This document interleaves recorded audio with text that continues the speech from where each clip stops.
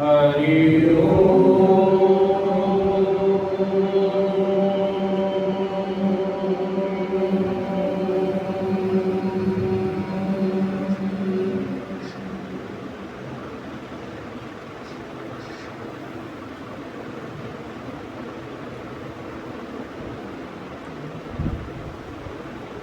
पुस्तक के अध्ययन करते समय यदि किसी के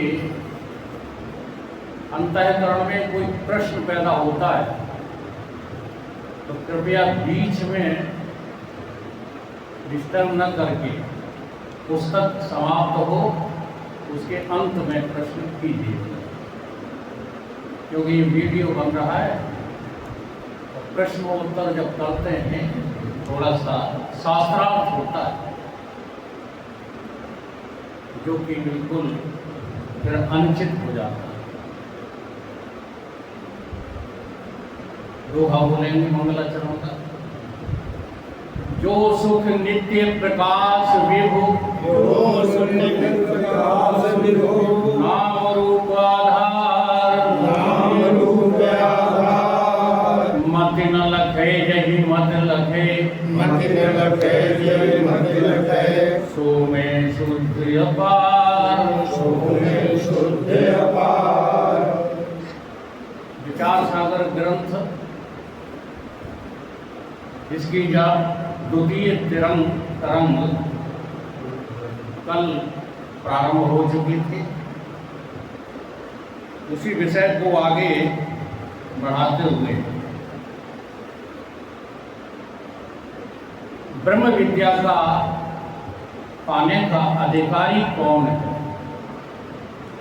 या इस ग्रंथ को सुनने का अधिकारी कौन है, यहाँ अधिकारी विवरण को लेकर के बात प्रारंभ हुई है। अधिकारी बहुत नहीं होते, अधिकारी बहुत कम होते हैं। कोई भी ज्ञान के योग्य अधिकारी नहीं है, ऐसा भी कथन उचित नहीं है। कोई कोई तो होते ही हैं।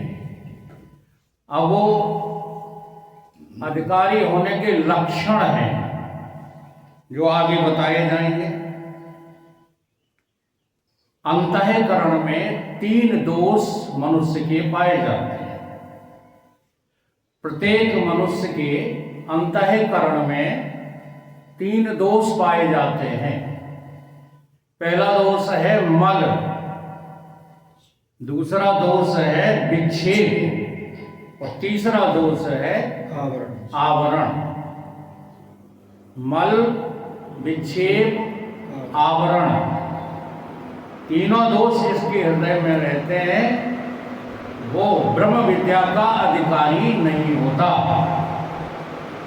वो ब्रह्म विद्या को सुनने का भी अधिकारी नहीं होता। मल का नाम है पाप।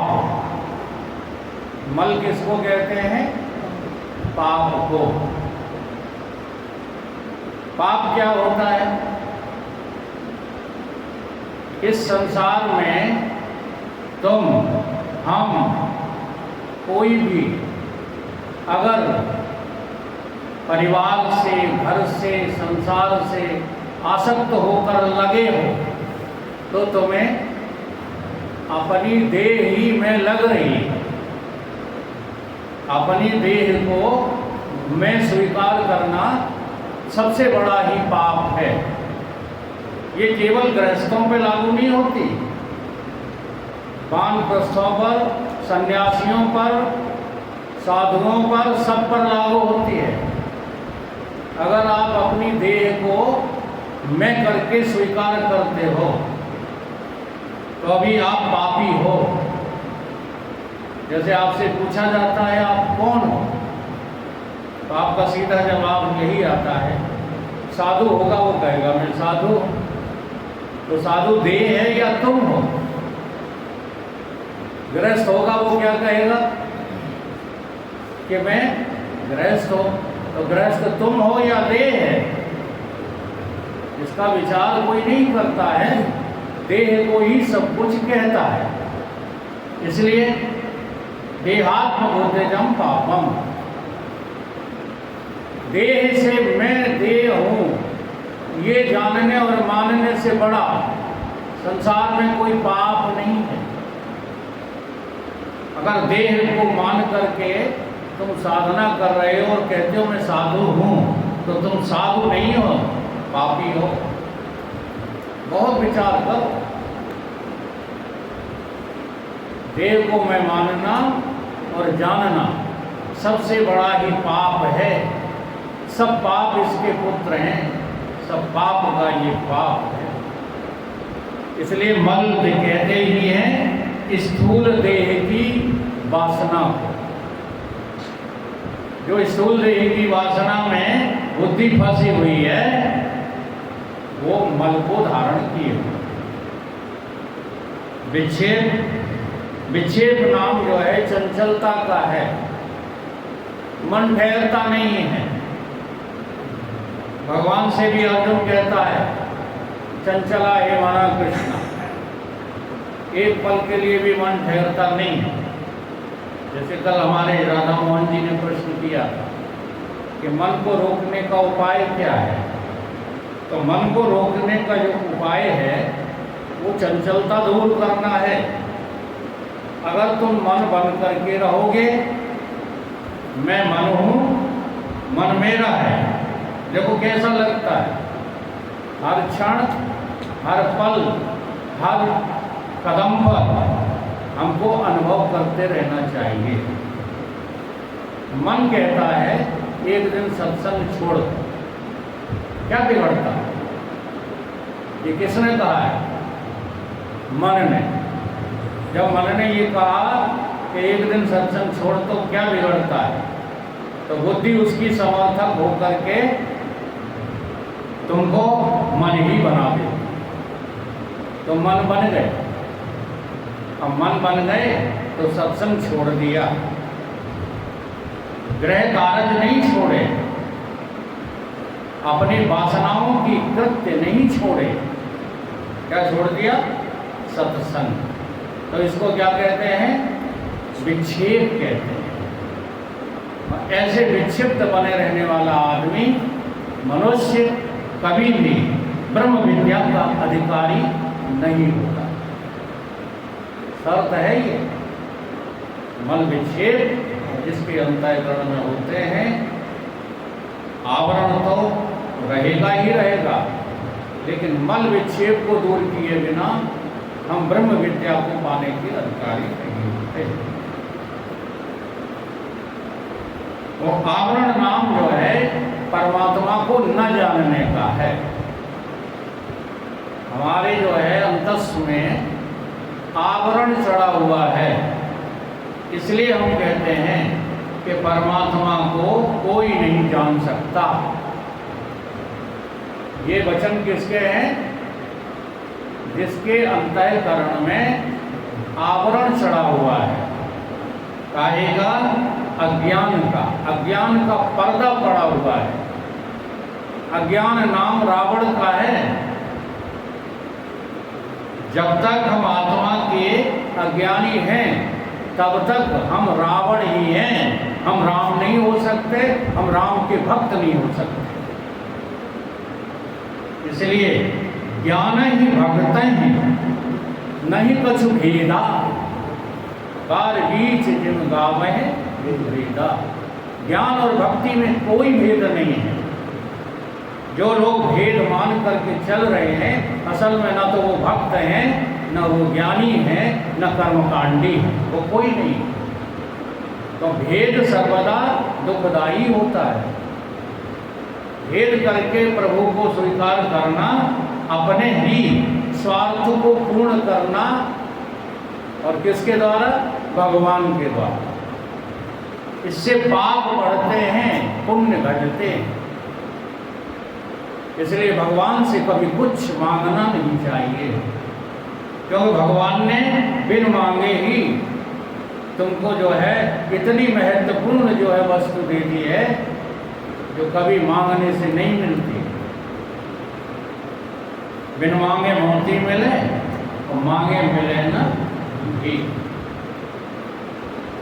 प्रभु से भीख मांगना मल विक्षेप आवरण का हेतु बन जाता है। जिसके अंतःकरण में मल और विक्षेप दोष हैं सो अधिकारी नहीं है, जिसका ब्रह्म विद्या को पाने का अधिकारी नहीं है। परंतु इस जन्म से अथवा पूर्व जन्म से शुभ कर्म और उपासना के अनुष्ठान से जिनके मल और विक्षेप दोष नाश हो चुके हैं, ऐसे ज्ञान योग्य अधिकारी हैं। बात समझ में आई? आपने अपने इस जन्म में कोई भी ऐसा पुण्य काम नहीं किया है। इस जन्म में आपने कोई साधना नहीं की है, परंतु फिर भी यदि आपका आत्मज्ञान पाने में मन लग जाता है, समझ लो इस बात को, ऐसे ही नहीं यहाँ आ जाते हो। अब इसमें भी न्यूना अधिक है। जिनका पूर्ण मन लग जाता है वो तो इसमें इतने आसक्त हो जाते हैं जितने आसक्त वो अपने गृह परिवार में रहते हैं। उससे भी कहीं ज़्यादा आसक्ति किसमें हो जाती है? सत्य कथा सुनने में। ये पूर्व जन्मों का पुण्य है। जैसे पूर्व जन्मों के पाप से हरि चर्चा अच्छी नहीं लगती, तैसे ही पूर्व जन्मों के पुण्य से इस सत्य कथा को सुनने में हमारा मन लगता है। मन लग जाए यही तो सबसे बड़ी उपलब्धि। अब इस मन लगने में न्यूना अधिक होता रहता है। प्राथमिकता जब जगत को होती है तो सत्य कथा में मन कम लगता है, और जब जगत से आसक्ति टूट जाती है तो सत्य कथा सुनने में मन पूरा लगता है। ये जो बीच बीच में हम लोग गैप देते हैं ना सत्य संग में, ये समझ लो हमारे पापों का उदय होता है। पुण्य जो है कम पड़ जाते हैं, पाप अधिक हो जाते हैं, तब ऐसा होता है।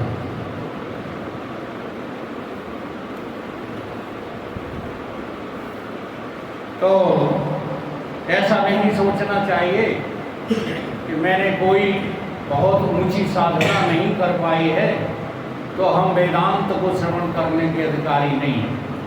आप अधिकारी हो, शर्त यही है यदि आपका मन पूरी तरह इस कथा को सुनने में लगता है तो आप अधिकारी हो।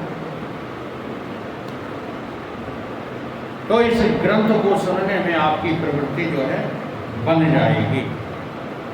जैसे पूर्व में कहा कि सबको विषय सुख में अलंब बुद्धि है, नित्य सुख को कोई चाहे नहीं। प्रतिवादी ने कहा था कि सारे के सारे प्राणी जो है संसार के सुखों को ही प्राप्त करना चाहते हैं, नित्य सुख की चाह किसी को होती ही नहीं है, ऐसा उसने कहा था। तो ये ठीक नहीं है कहना, क्योंकि 4 प्रकार के जगत में पुरुष होते हैं। हम तुम जो बैठे हैं ना मनुष्य, ये 4 प्रकार के होते हैं। कौन कौन से? पामर, विषयी, जिज्ञासु और मुक्त पुरुष, ये 4 प्रकार के होते हैं। तो इस लोक के, अब देखो पामर किसको कहा है? इस लोक के निषिद्ध और विहित भोगों के विषय में जो आसक्त और शास्त्र संस्कार रहित जो पुरुष हैं वो पामर। बड़ी बारीक परिभाषा है।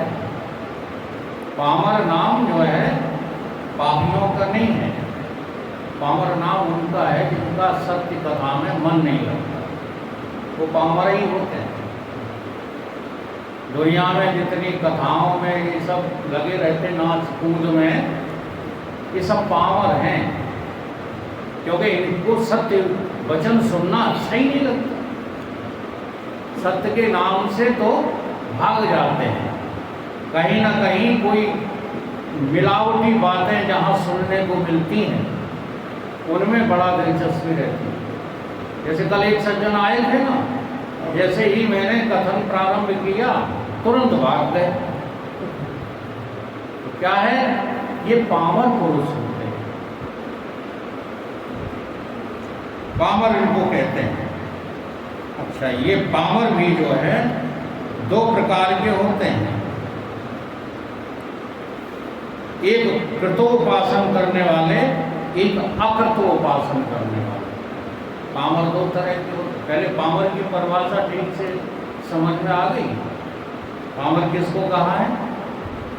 इस लोक के जो निषिद्ध कर्म है, जिन्हें नहीं करना चाहिए कर्म, शास्त्रों ने जिनको मना किया है, वो निषिद्ध कर्म कभी नहीं करना चाहिए। जैसे चोरी है, डकैती है, जुआ है, व्यभिचार है, ये सब शास्त्रों के द्वारा निषिद्ध है, इनको नहीं करना चाहिए।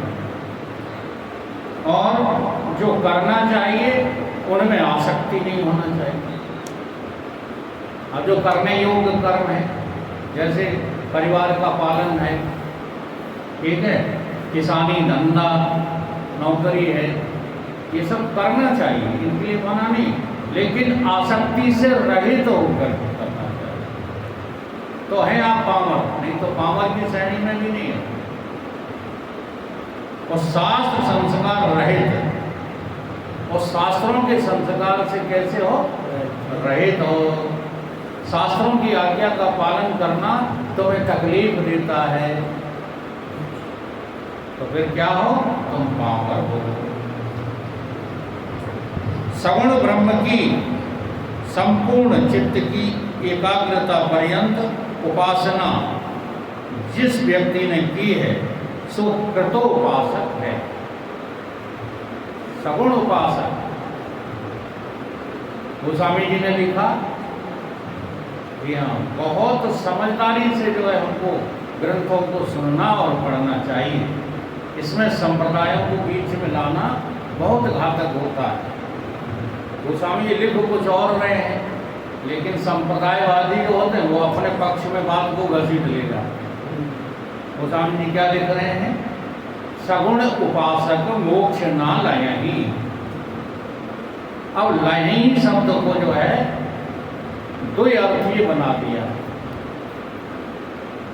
कुछ संप्रदायवादी लोग कहते हैं कि सगुण उपासक मोक्ष चाहते नहीं, ये अर्थ तो बिल्कुल गलत ही है। ये तो गोस्वामी जी का लक्ष्य है ही नहीं, लेकिन हम लोग अर्थ लगाए घूमते रहते कि सगुण उपासक। अच्छा, सगुण उपासक पहले जानते नहीं कि कौन होता है। ये मूर्तियों की पूजा करना ये सगुण उपासकता थोड़ी है। सगुण उपासक किसको कहते हैं? जिसके अंदर तीन गुण विद्यमान तुम्हें दिखाई देते हो और तीन गुणों में सतोगुण की प्रधानता दिखाई देती हो, ऐसे व्यक्ति का उपासन करना सगुण उपासना है। कभी जड़ वस्तुओं की उपासना नहीं की जाती, ये तो प्रतीक मात्र हैं। संसार में जो मूर्तियां बनाई गई, ये सब हमारे ऋषि मुनियों के दिमाग की उपज है और वो मात्र संकेत है। जैसे भगवान विष्णु के हाथ में चक्र, विष्णु भगवान के हाथ में चक्र चलने का क्या अर्थ है? सभी मूर्तियों में दिखाया जाता है कि नहीं, जहां जहां विष्णु भगवान की है, इसका क्या अर्थ है? यानी जो व्यापकता में अपने को रखता है, विष्णु माने व्यापक, जो व्यापकता में अपने को रखता है वो अपने ज्ञान के द्वारा सारी समस्याओं को, सारे अज्ञान को काटता रहता है। ये सुदर्शन चक्र चलता ही इस अर्थ में वो सुदर्शन चक्र दिखाया गया। भगवान शंकर के गले में चंद्रमा, अरे सांप, और रामचरितमानस में लिखा है कि मस्तिष्क पर चंद्रमा। वंदे बोधमहिं नित्यम गुरु शंकर रूपणम हिमासतो हि वक्रोपि चंद्रः सर्वत्र। तो ये किस अर्थ में लिखा गया, किस अर्थ में ये विग्रह रूप दिखाया गया भगवान शंकर का? यदि रात में विचार करो, थोड़ा सा विचारशील बनो। रात्रि काल में तुम चले आ रहे हो और सामने से कोई व्यक्ति सांप गले में डाले, ठीक है, और जटाजूट रखे हुए भेष बनाए भगवान शंकर की नकल करके कोई सामने प्रकट हो जाए, बताओ पूजा करोगे? पसीने छूट जाएंगे, डर के मारे कहीं हार्ट अटैक हो जाएगा। क्यों? क्योंकि ये जो रूप हमारे भगवान के बनाए गए हैं, विग्रह रूप, इनका कुछ अर्थ है, इसलिए बनाए गए। भगवान शंकर गले में सांप डालें, गले में, है ना, गले में सांप डालोगे तो सांप तुम्हें जीवित छोड़ देगा, बताओ। तो इसका अर्थ क्या है? सांप को गले में डालना, इसका अर्थ क्या है? एक दूसरा और है वहीं पर, विष को गले में अटका लेना, विष को गले में अटका लेना, क्या अर्थ है इसका? विष पिया वो गले में अटक गया। तुम जरा पी के देखा, ऐसा मीरा ने किया, भगवान शंकर ने जैसा किया वैसा मीरा जी ने भी किया। जिसने विष पिया बना शंकर, जिसने विष पिया बनी मीरा। अब तुम जरा अपनी तुलना करो, अगर तुम इस विष की बात करते हो तो कतई सही अर्थ नहीं लगा पाओगे, क्योंकि ये विष तो तुमको एक बार ही मारता है। लेकिन जिस विषय में तुम आसक्त हो, ध्यान दो, बातचीत नहीं, जिस विषय में, जिस विषय रूपी विश्व में हम लोग आसक्त हैं, वो तो बार बार जन्माएगा, बार बार मारेगा। इसलिए विष ये नहीं है जो जहर की गोलियां बाजार में मिलती हैं, धतूरा विष नहीं है, विष तो ये संसार है। इस संसार का नाम ही है सांप। ये संसार के भोग इतने जहरीले हैं कि ये तुम्हारी दुर्गति करके 84 लाख योनियों में तुम्हें घुमाने वाले हैं, और तुम सत्य कथन करने वालों पे अपनी गुस्सा दिखाते हो। ये क्यों हमें टोकते रहते हैं, ये क्यों हमारे पीछे पड़े रहते हैं? क्योंकि तुम बार बार पर्दा हटाने पर भी बार बार मुसलमानों की औरतों की तरह पर्दा डाल लेते हो। ये बहुत गहरा अज्ञान है जो तुम्हें संसार के भोग और संसार के परिवार, घर तुम्हें विष नहीं लग रहे। ये तुम्हारा दुर्भाग्य है। तो इसी जो है विषरूपी संसार को भगवान शंकर कहाँ लटका लेते हैं? गले में अटका लेते हैं। अर्थात क्या अर्थ हुआ कि संसार के व्यवहार तो गले से करो, और भगवान की जो है सत्यता को लील जाओ, जबकि हम उल्टा कर रहे हैं। भगवान की कथाएं तो यहाँ से बोलते रहते हैं, ठीक, और संसार पूरा विश्व रूप लील गए हैं, जो हमको चैन नहीं लेने दे रहा है। बोलो भदौरिया जी, सही बात है। बड़ा मुसीबत है। और हम हो गए हैं उसके अभ्यस्त। इतना तगड़ा अभ्यास हो गया है कि गुरु की आज्ञा का उल्लंघन करते रहते हैं, शास्त्रों की आज्ञा का उल्लंघन करते रहते हैं और मनोमुखी होकर कहते नहीं हम शास्त्र जानते हैं, गुरु तो बेवकूफ है, ऐसा लगता है। इसीलिए तो आगे तुम्हारी स्थिति नहीं बढ़ पा रही। तो जगत की जो आसक्ति है वही क्या है? विश्व। ठीक है, और जगत पूरा का पूरा है सांप। तो इस सांप को कहाँ लटका लो? गले से लटका लो। अर्थात कभी संसार को सत्य न समझना ही संसार को गले से लटकाना है। ब्रह्म सत्यम जगत मिथ्या, जगत सत्य है ही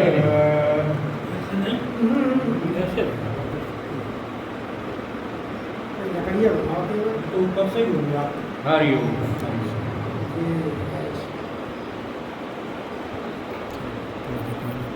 धीरे धीरे घुमाई।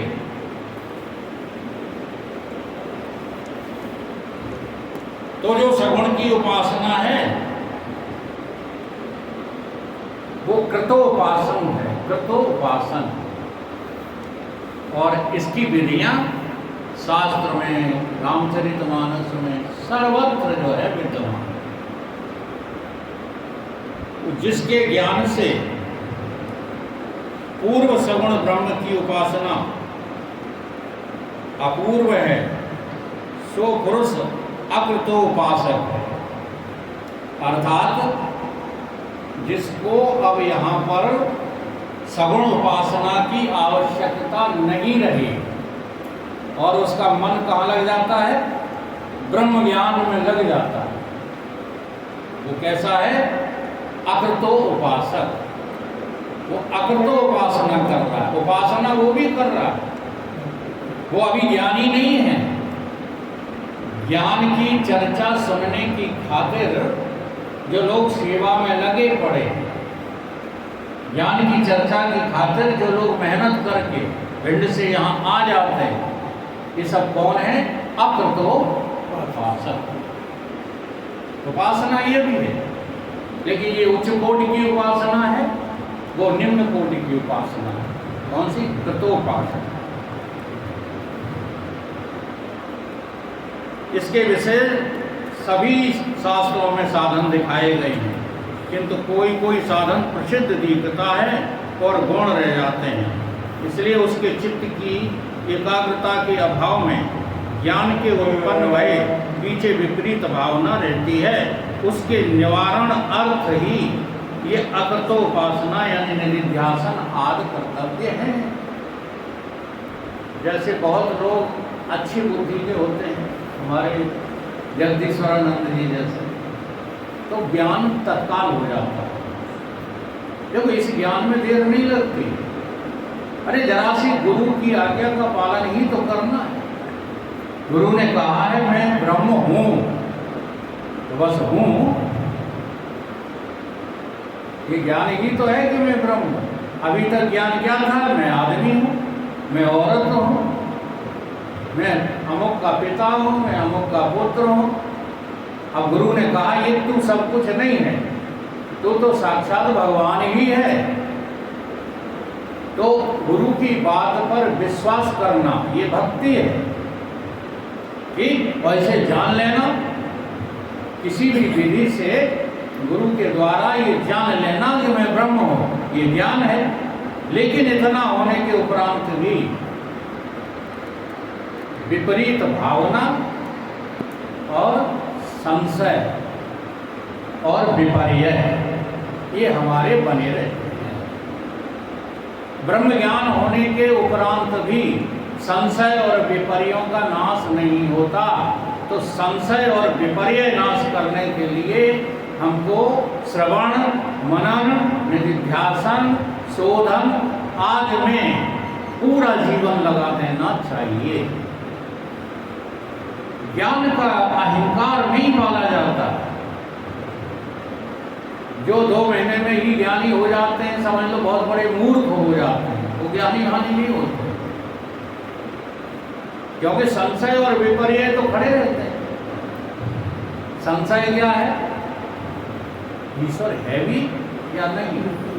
देखो, गुरु के द्वारा तुमने अपने को तो स्वीकार कर लिया ईश्वर, लेकिन ईश्वर की वास्तविकता पर अभी तुम्हें भरोसा है ही नहीं। ईश्वर है या नहीं, ये संशय बहुत गहरा है। ये मत सोचना कि ये आज ही बात हमको सुनने को मिली है, ये तुम्हारे जीवन में नित्य प्रति घट रही है। अगर आपको ये लगता है ईश्वर है, तो फिर ईश्वर सर्व जगत का न्यूना अधिक क्रियाओं का करता है कि अकर्ता है? फिर तुम ये क्यों कहते हो कि हम घर पे काम नहीं करेंगे तो काम हमारा पड़ा रह जाएगा?